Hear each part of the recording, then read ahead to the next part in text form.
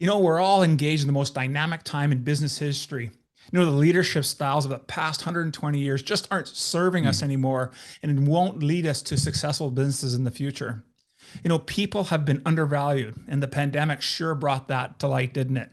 And there's new expectations from our employees. And so, those of us that are leading businesses, we need to be mindful of this great resignation because across the US, we're looking at 45 million employees leaving their jobs because of an old non employee approach to how business is done and growing. But there is a proven way. And if you think that it's just that you go back to work and it's just going to be a work issue, then we're going to be sadly mistaken. And so these same issues start to show up, not just at work, but we're also seeing them in our home lives as well. So I want you to stay tuned to this episode because my guest is going to share his 30 plus years of experience in leading teams and what we need to do to become better leaders at work and at home.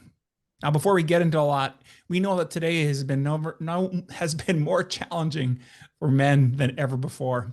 And because we have this challenge, some of us feel this as a very deep pain inside of us. It's a pain of loneliness and unworthiness, and it's masked by anger and resentment. And it's all because we're uncertain and afraid to take that next step. So if you're tired and fed up with where your life is at, then I'm going to encourage you to start your hero's quest, where you can become more, accomplish more, and live more than ever before. Just go to members.awakenman.net and start your quest today. With that, let's get on with today's episode. The average man today is sleepwalking through life, many never reaching their true potential, let alone ever crossing the finish line to living a purposeful life. Yet, the hunger still exists, albeit buried amidst his cluttered mind, misguided beliefs, and values that no longer serve him. It's time to align yourself for greatness. It's time to become a revolutionary man. Stay strong, my brother. Welcome, everyone, to the Revolutionary Man podcast. I'm the founder of the Awakened Man movement and your host, Alan DeMonso. Before we get started, let me ask you a couple of questions. Do you work in a high-functioning team? And are you the leader of that team, regardless of what your answer was to the first question? No, I think it's safe for us to say that we've been on both sides of that equation, have we not? Where we're in high and low functioning teams. And sometimes these teams are led by us, and other times they're not.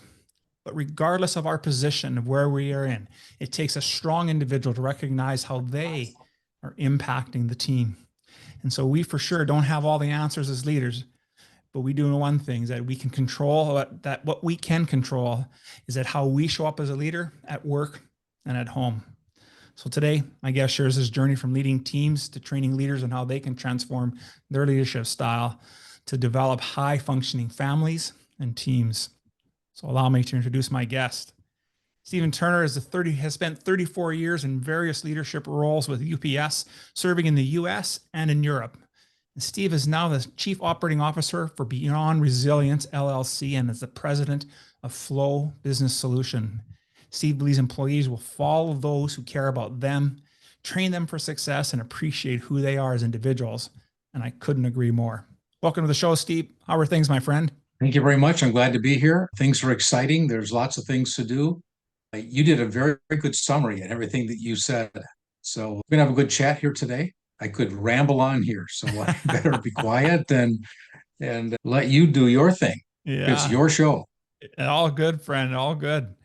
As you know, as we get started in every episode, I always like to get a little sense of some history of what our guests have been through in their life and how it is that they get to where they are today. And so that's my opening question for you. Tell us about that time when you're in your life when you knew something had to change. What did you do about it, and how was that experience? And how it shaped you into who you are today and that work that you're doing? An interesting thing for me when I started at UPS on the leadership team when I was 20 years old. So when I got started, the people that are going to report to me were going to be older than I was, which it doesn't matter in your 30s, 40s, and 50s, but from 20 to 22, it matters. So I had a challenge right off the bat, and nobody really warned me of the challenge. It's just, I just thought about it. I'm only 20 years old, I was a sophomore in college at the time, barely. So I thought to myself, well, if I was in their shoes, how would I like my leader to be? So I basically treated them like I'd like to be treated. And I got off to a tremendous start. And that philosophy has been with me ever since. So that's over 45 years. And it works everywhere. And it worked right away. And I was blessed. And I'll give you one more thing that helped set me up, which I didn't really realize was happening until I'd gotten into it. But UPS is a great place because if you do well, you're left alone. And I did well, largely because of that first decision, which obviously has a broad application. I mean, you've got lots of opportunities, lots of different situations, different work groups, different locations, but people are the same all over. So I got off to a good start. And because UPS kind of functions like if you do well, you're left alone, I was left alone for 34 years. And Well, I got to do my own thing. And I've heard some horror stories out there of people that weren't as blessed as I was in that particular scenario. So I feel the pain of leaders who do not have the opportunity to be more of themselves. You made a very interesting statement and very accurate that the management styles the last 150 years don't work anymore. And that is a massive discussion because you could take that all the way back to the beginning of the Industrial Revolution. And I can walk through with you what I have witnessed. I wasn't there, but I've seen the result. yeah, So, absolutely. And for sure, we should do that journey during this conversation. I just had made a couple of notes here. Is that one thing I was found really intriguing is just how conscious you were at 20 to recognize that in being in a leadership role with people that are older than you, fair I would say much older than you, upwards of a decade or maybe more, that how you would want to be treated is how you wanted to treat them. And I seen that and witnessed that and experienced it in my career. I started as a chef many years ago, and back in the mid 80s, early 90s, it was the Gordon Ramsay Hell's Kitchen wasn't too far off in terms of right. what the work environment was like. And I recognized as I was growing up in that industry that I wanted to lead differently as well. And that's why I'm always intrigued to speak with experts such as yourself to see how much things have changed and how, the leadership style from, Drucker and Bennis, Warren Bennis, and that's the kind of material that I was reading to the stuff that you're doing today and how that has evolved. And so let's talk a little bit about that evolution of the leadership style, because really I think what you're talking about is a different style of how an approach. And I think it's worth really exploring. Well, when you go back in time and you go all the way now, we can go back to the Industrial Revolution. We could talk about this because this is critical. And unfortunately, it happened and nobody thought about it. So when you take a look at what happened at the beginning, and it was 1850 about in the United States when the Industrial Revolution picked up over here. And so we had farmers that came in off the farm and started working in factories. Now, when you look at the characteristic of a farmer and the life that they led, they were basically 100% in control of how they spent their time. And they had their payment cycles are probably, 2 or 3 times a year based on crop cycles, livestock cycles, et cetera. So they get paid once, 2 or 3 times a year. They take that money, they go to the bank and pay off the banker if they had to borrow money for some seed or some livestock. Then they would have to manage that money until the cycle started again. So that's a lot of truly being, in ruling your own life. So when the Industrial Revolution kicked in, now all these people came to factories and somebody else told them what to do. Not that the factory wasn't a good idea, because it certainly did a lot for, business and manufacturing, what have you. But the leaders forgot that it's people that do the work. So the focus was so heavy on procedures and numbers and more numbers and accountability, not with human relationships involved, but strictly by pounding numbers. So we kind of end up with, we've heard reference in the past to the 2x4 approach of management. Beat on people long enough until they submit. It's ugly, but that's the way it was. Now, when you get to about 1895, there was a guy named Frederick Winslow Taylor, who was recognized as probably, the first industrial engineer in the United States. He's recognized as being such. And there's nothing against industrial engineers. I'll tell you, UPS has a tremendous industrial engineering department. But The message was a number message: manage business by numbers, numbers, numbers, numbers, numbers. And there's nothing wrong with numbers because it reflects success or lack thereof, actually. However, the people part was gone. And we know that it was sensitive because it only took 6 years before the first labor union showed up, which was, the workers standing up and being heard. Well, this process continued on. Well, we also tend to replicate ourselves. So if somebody comes into the management team and they are trained, or I'll say influenced by the people that are already there, there's a really good chance you're just going to replicate what you see. So that's 100% understandable. But someplace along the line, the people piece had to be picked up on. And really, it hasn't happened that much, unfortunately. Now, let me tell you a story. When I was at UPS and I did my own thing for 34 years, I took an early retirement, moved into the entrepreneurial space, started to get into coaching, but all I knew was UPS, successful business, right? Yeah. So I had a study done to give me the lay of the land for what I didn't know. And the results of the study, I almost fell over. It said 65% of people would rather be working for somebody else. That's a sad statement. Okay, now, as the generations kept replicating themselves, Gallup organization in 1990 started to produce a statistic. The statistic says this: 85% of employees are not fully engaged in their work, which means only 15% are. Now, okay, the statistic is stated, but it's been reported every year for 33 years, and it's basically unchanged. Incredible. So something's not happening. And so when you dig into the details, and it's one of the things that the partner that I have we got together and started Beyond Resilience. She worked on a study. She's been what we've been working on actively between the two of us for a year and a half. She started earlier, and she held 2,400 interviews with people across the country while she was doing seminar training for one of the big seminar organizations. In these 2,400 conversations, she identified 12 of the biggest pain points that employees have. So that's significant in and of itself, especially when you dig into what the list is. Now, let's just back up a second. So when you take a business that has the 85% statistic, you have employees that are basically stagnant. And the stagnant state was created by the leadership team because of these, generally speaking, these 12 different items that leadership are falling flat on. But nobody's ever told them either. Nobody ever made a significant deal about the fact that these 12 issues go on. And, you pick up on one here and there. You cannot be successful in changing a leadership style, because that's what this requires. It requires changing your mindset on how you're going to lead people. And that doesn't happen unless two things happen.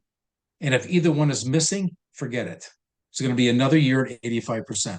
And it comes down to this. In our opinion, I think, based on my history, it's very accurate. Number one, business leaders really don't know what their employees think.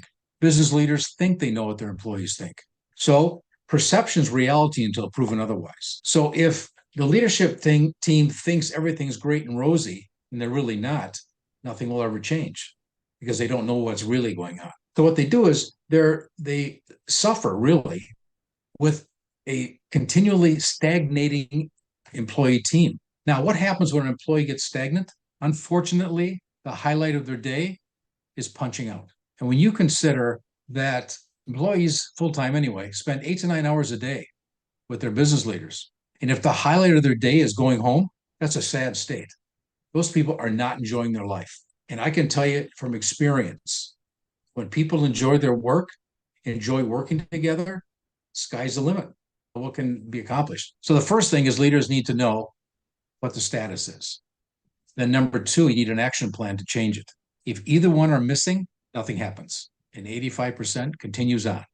So that's a long answer to your question. That's a great answer, actually. And I'm just taking copious notes here on everything you were talked about. And if you have a few a few thoughts I wanted to run by you. I know of an organization that biannually runs an employee engagement survey. Believe it or not, that's what they call it, and it's done by a very large firm, and it's done by a third-party firm, and it gives opportunity for employees to check different levels of engagement and peace. And one of the things that I hear from people there is that, one is that while the management team may be aware of where the pain points, and it's done by a departmental wise as well as the rolling it into the organization as a whole. Yep. The lack of an action plan. So to hear you say they need two things, it's one thing to know that that there's something that's awry, but if we don't even address it and you're not implementing plans to make the change, how do organizations expect productivity to change? And to hear that number at 85%, at first I was just sitting there going, well, are there 85% too many people? Because somehow 15% are driving the business.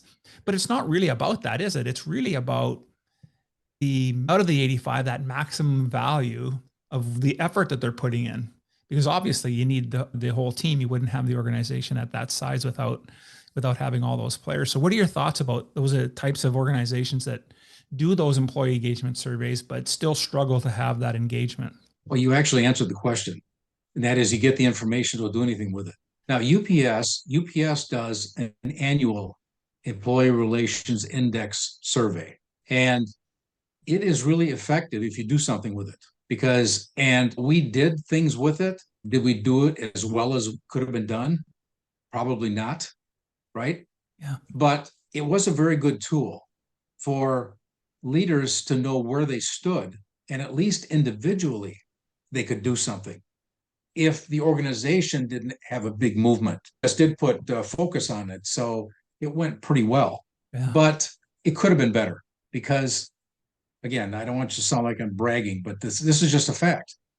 Because of the way I led people, my results were higher than anybody else's, and it was significant. But it proves it can be done. All you got to do is treat people right and lead them along the right journey. Let's see, what else did you ask me? Oh, if they don't do anything, nothing changes. There's no question about that. And in fact, I have to accuse leaders, they're walking around with blinders on because they've been given valuable information. Now, it's interesting, these third-party organizations, they do a really good job of these assessments because, let's face it, if it turned into a war between the employees and the leadership team, those 30 third-party groups would not be there anymore. But so they're pretty good at it. And as a leader, you have to take the results for what the message is.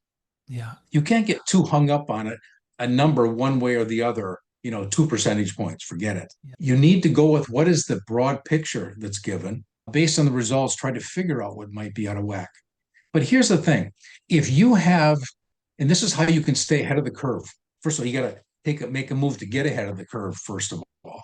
If you have open dialogue with your people to the degree that they trust you, when these surveys come around, there aren't any surprises because if the employees respect the leadership team, they will tell you what you need to know somehow or other. It always seemed that if something was going crazy in my work groups, somebody would stick their head in the door and say, "Did you know this was happening?" And I'll have to say, "No, but thanks for telling me." So at least leaders can react to fix whatever might be crazy, whatever it is. Yes. But the relationship with your people is the key to staying ahead of the curve. They don't want to wait for an annual survey. If they respect you and they're not afraid to talk to you, and that's one of our roles, we have to inspire two-way conversation. And let me just throw this out there just for a thought. There are some people that avoid the two-way conversation thing. For one thing, they're afraid of what the employee might say. Or number two, they're afraid they don't have an answer, but that's okay. It's just a matter of getting used to it. The fact that leaders would just have the dialogue is a huge step forward. And then the comfort of it will develop over time if somebody's not doing it. I completely agree. I think as leaders, we tend to forget and think that we have this mindset that we have to have all the answers or come to the table with all the answers. And really, what, in my experience is that in leading small and larger teams is that if we come prepared to ask good questions, and to listen to what's being said, we're more effective. And, because really, I think the underlying thing I believe that you're talking about is that leadership is really about having a foundational set of values, right? And when we Yes, have absolutely. that, then it reveals who we are. And I think that's where we get an opportunity for people to buy into who we are. So have you found in your work that there are a set of values that seem to strengthen and increase engagement, and other values that detract from that? Well, my focus has always been on the positive values. In fact, when we work with leaders, that's the first place we start. We start with the management people themselves. I don't talk about employees until I get through the first round, which is talking about exactly what you just said. What are your values? Management, foundational characteristics and traits. And they're not surprising, but they can be missed or forgotten.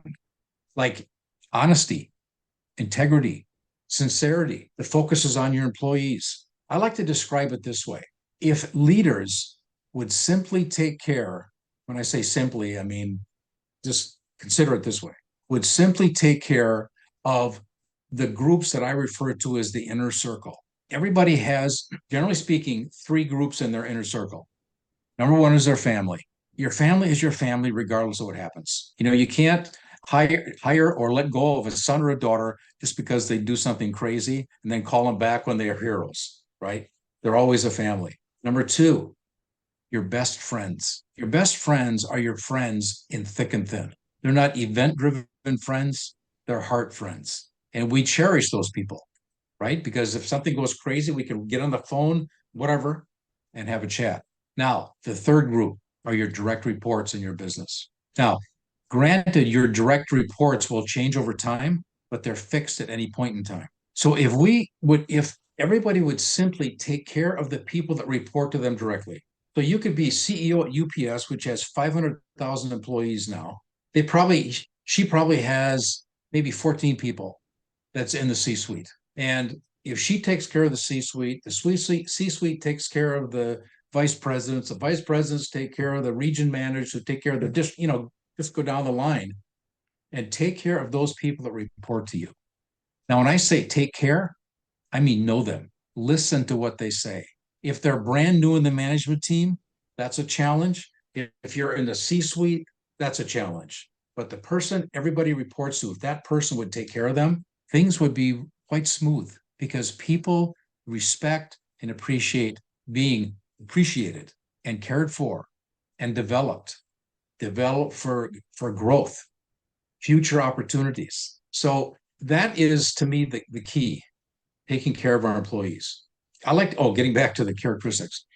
One of the things that I describe is that leaders need to be willing to provide their employees with the best work environment possible, which basically means we are serving them so that they can be the most successful. When we give them the best environment and then train them to be successful, they're going to do it. It's a winning situation. Other characteristics: don't be afraid to or to admit a mistake. Pass on compliments. Share them with people. Focus on the positive. If you have a negative situation, do it behind the door. Don't make a spectacle in front of other people. That is ugly. And one of the things, if leaders would always remember that they need to put themselves in the place of their employees and look at things from their perspective, because we do dumb things once in a while, right? But so if we'll always almost subconsciously think of what the person's going to hear based on what I say. And this is where the perception thing can come in. I learned a lesson on this one. I'll just tell you a story. I was just promoted to a manager's role at UPS. And I was in the accounting department in Wisconsin, which is where I was at the time. And the office had three manager level people. One of them was the guy that was going to be there forever because he was the real solid person, be around forever. I walked by the door one day, just as an example of things can go crazy. I walked by his door and he asked me to come into his office. So I went in. He says, I heard something about you. I said, you have a nickname. And I said, okay, now keep in mind, this is how things can change. The people that I was now managing over, I used to supervise. So I knew the people, right? So I got promoted and somebody else came in and took my place. Well, he told me this. He says, you have a nickname. I said, okay, what is it? He says, Turner the Tyrant. And I said, why? What did you hear? And he told me what it was. I don't even remember what it was anymore. Right. But the point is, I gave the classical answer. I said, I didn't mean that. And he told me something that I would never forget. He said, it doesn't matter what you meant. What matters is what they see. Yes. So we always have to be aware of perception. And if we have a good relationship, somebody else, sooner or later, the people in the office are going to come in and tell me that I made a mistake. And the mistake, and here's a lesson for managers leading managers. When the new supervisor came in to take my place, I didn't train her well enough on how to learn the business because she was brand new in the department, listen to my instruction, and how to hand it over to the employees because all she said was this: Steve said this, Steve said this, Steve said this. So she didn't perform her role. So we have to make sure we train people so that they can be successful in their role.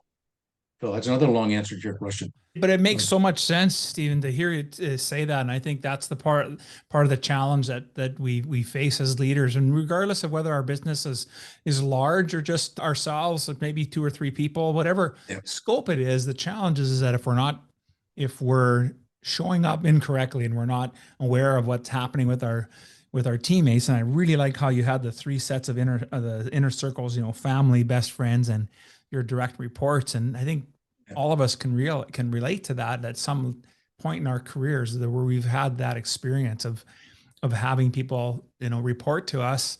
And it might have been Turner the Tyrant. It could have been Al the a-hole or whatever. And so it tells you how you're showing up. It can be difficult for us to see what's happening. And so that kind of leads me into this next piece. I was looking on your website and you have an article or 2 there talking about the traps or the mistakes that leaders can fall into. And I wanted to, get into that piece a bit and one of them, I think you've already touched on, is that lack of understanding of perspective or perception of who we are. What are you finding out of the more common mistakes that leaders are making in engaging or not being able to engage with their staff? Well, one of them is a standard situation, and that is failing to plan. And once you put a plan together, failing to put a project plan together to have milestones to accomplish the task. That's a standard one for most people. Now, when I talk about this, I usually look at it from the employee perspective. And focusing on the negative, I mentioned before, is one of them, because we want to focus on the positive. Thinking it's all about me. The fact that we are in the office, it's not all about me. It's all about the people that do the work, because we are only as successful as they are. That's it. We can't do the work by ourselves. If we could, we wouldn't have. Being afraid to take on challenges is another one. In fact, one of the 12 issues that was identified in this series of interviews was poor problem solving or no problem solving abilities and skills. So if people don't think that a problem can be resolved, they won't even bring it to you. Now we're living in a dream world because we're seeing the world through rose-colored glasses while our employees are dealing with issues. Right. So failing to talk, failing to listen. We have 2 ears and 1 mouth. We should use them proportionally. We learn more by listening than talking. Yeah, I totally agree with that. And I think that's so important. I think the other thing that I noticed and picked up out of the article, you talked about, losing focus. I think of my career and some of the leaders that I've worked with. And, there was one particular leader, I just knew that if I just waited 24 hours, the direction would most likely change. Unfortunately, that's just the way it was with this particular individual, because another piece of information would come in and then they would change. It didn't seem like there was a real depth of decision making and planning, and it was always just move on to the next thing. But I learned that was one challenge for sure, and I can see that being pretty prevalent in the organization as a whole. And I think you talked about being able for us really to really understand and know our people and know what makes them tick, what brings them, what motivates them, what gets them, that really gets their batteries charged. And I think when we can be leaders like that, you're really talking about, I believe, is really about this new idea of what, it's not really that new, but it's still fairly new, the idea of being a servant leader, but being even more than a servant leader and really taking it to that next level, but being more of an observational leader that's there to serve. And so what are your thoughts on that piece? The fact that we are, and this is becoming more prevalent, as you said, and more necessary, partly because of social media, actually, Yeah. and the fact that there's so much information available. We have to be good listeners and we have to engage in the practice of listening because, the generations change. And if you look at a description of each of the different generations, the baby boomers, the Gen X's, the millennium, whatever, if you look at a description of each of them, you can see how the one was created from the previous one. It's really an amazing natural progression of the way people look at things. They are reacting to what had just happened. We can stay ahead of the curve, and I've made that reference once before, that if we take the time to listen, we will know the issues. In fact, they will be volunteered to us. So if we're in that position and we have that relationship, I mean, I remember I would sit, I'd go in, my first full-time management responsibility assignment at UP was in one of our billing and offices, payroll, and all those kinds of things that accounting groups do. And I learned something very valuable there. It was the first time I had led ladies. And women have an entire different perspective of topics of conversation in the lunchroom than men do. I'd been in the men's environment all the way up to this point, and now I'm spending my lunch and breaks listening to what's important on the ladies' perspective. And that was educational. But the point was, I had to sit and listen. I had to take the time to listen. So I understood what was important to them. Now, as a result of it, I'll give you an example. Specifically, wives and mothers don't like too much overtime because when they get done their work, their day isn't done. They're going home to fix dinner, get the kids ready for bed, and all those kinds of things. So the fact that I heard that and I knew it, and again, I'm just telling you what happened. When I started in that office, there were 1 to 2 hours of overtime on everybody. So you can see that if that's the case, that's the complaint. And it just keeps fueling the fire, right? So we sat down and we rescheduled everything in the office, redid the whole thing. And there was lots of things going on in there. It wasn't just one job redone. It was lots of different things. And we sat down, we mapped it out, the manager in the office and I, and redid everything. And then we got everybody together and I told them what we had just done because I know that the overtime is an issue and we've rescheduled this and we believe we've gotten rid of the overtime. This one lady came into my office and she says, "This has been tried before. It's never worked. I'm not expecting it to work." And I said, "Well, just give it a chance." It worked on day one and worked every day thereafter for two reasons. Number one, the plan was put together. We spent a lot of time putting it together. But number two, they wanted it to succeed. Yes. So they saw an opportunity for an issue to be wiped away. And it was gone. It was at the end of the first week, it was over. And the lady came in my office and apologized for her negative tone. All right. But I wouldn't have known that if I hadn't heard it. So we need to listen to find out what's important to people. And when we do, we can do things in advance. If we sit down with a group of people, we ask them, give us your opinion on this, that, or whatever, or any pains you're dealing with on a day-to-day basis. Now, the first time somebody does this, they may not speak too much because this is not natural for that leader to be asking me this question. So they're going to try you on it first. They may not say much. Okay, it's going to be a short meeting. Get together a month later. Do it again. Now they're going to get used to it. Find something that the employees say that you can put into place to demonstrate that you're listening and acting on their good recommendations. I'll tell you what, the river flows quickly. They'll unload their life on you. You'll pick the good things. Trust, right? Yeah. Yeah, totally It's agree. all starts with listening and taking action on something that they can see. Yeah, I completely agree with you. Now, we focused so far quite a bit of our conversation really about in the workplace, but I also, also talked a little bit about this also matters at home. And you mentioned that inner circle being the family. Talk a little bit about how we could implement the strategies that we would be used in our workplace and how we could be better leaders at home as fathers and in the home front? Let me tell you what will come out of this good environment in the office or whatever the workplace is. If employees enjoy what they're doing and their highlight of their day is not punching out, it's always nice to go home. That's not the point. But if they had a good day, they're going to walk in the front door of their house. Their significant other is going to ask them a question. How was your day, dear? If you give them a positive answer, can you imagine the impact that has on the evening conversation thereafter? Instead of unloading a terrible day and throwing up on your wife or husband, you're going to spend the time talking about the victories the kids have. You're going to talk about, let's do this over the weekend, right? It's a positive conversation there because it's a positive environment right here. That is a win-win scenario. Yeah, absolutely, completely agree. Now, So if there's a maybe there's a leader right now who's listening to this and this episode, this podcast, and they're struggling right now. They have a low performing team and they're struggling. What encouragement would you offer these leaders? well, the first thing that anybody should do is sit down and have a chat with their team. Now they got to set it up. I describe it this way: is as brutal as this might sound. If you don't have a good relationship with your team, and all of a sudden you sit down and pretend, take your black cloak off and put a white one on, they're not going to believe you. But you can put on white tennis shoes. Just take small steps to where they can see you really want to hear what they have to say. And again, they're going to test you. So that's one. But number two, it's the individual development of an employee. And that is a whole other conversation for another hour.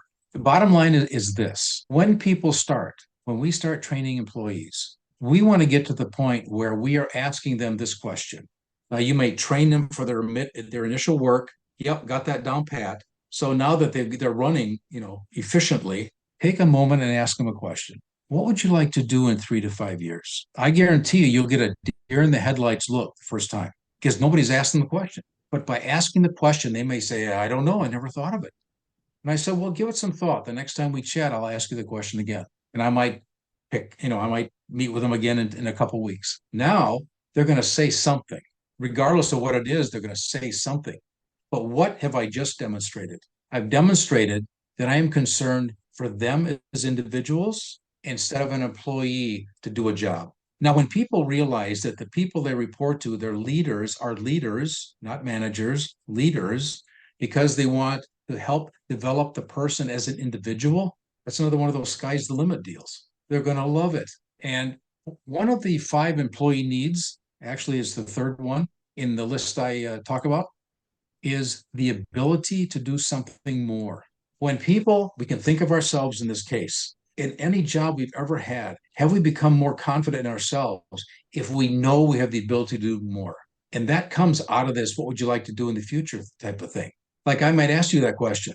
And then I'm going to say, is there anything going on around here in the time you've been here that you might like to get involved in? Oh, yeah, I'd like to do that. Okay. And you can talk about it. If you need cross training in that area, there's an opportunity. But these are all things that help develop the person as an individual. That goes a long ways. And here's the example. I got to use Richard Branson on this one. He made this statement, Richard Branson from the UK. He said, and I love this, he says, train people so they have the ability to leave. In other words, they've learned things, but treat them so they don't want to. That is so true because one of the key elements here and one of the signs that there's a problem is your turnover rate. When you have people leaving, they're not leaving the company, they're leaving you, the manager.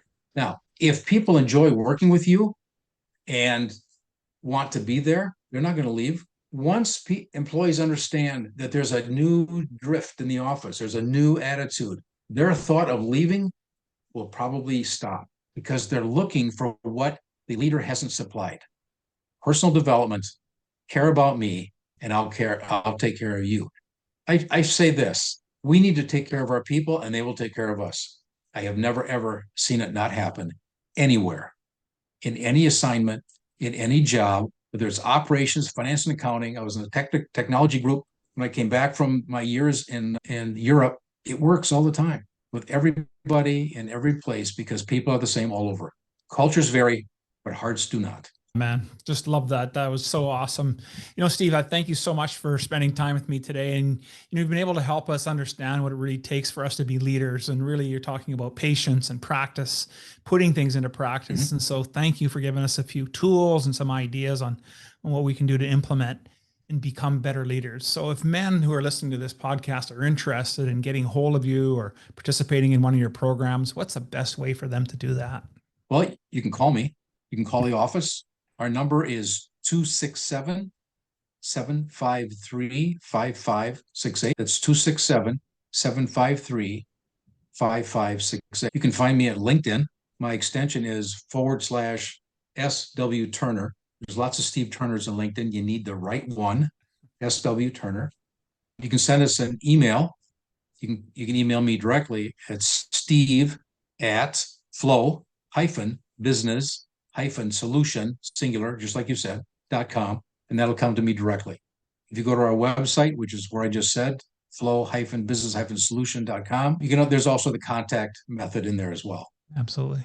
And we're here for you. Love it. Well, I'm going to make sure that information's in our show notes for today's episode. Just want to say once again, thank you so much, Stephen. It was a great conversation. We probably could go on for another hour, couple hours here, really diving Easily into the meats and potatoes. But I think we've been able to leave some groundwork here for folks to chew on a little bit and, get a chance to get out there and spend some time with you. So thank you once again for being on the show. Really appreciated it. Thank you for inviting me. It was a great time.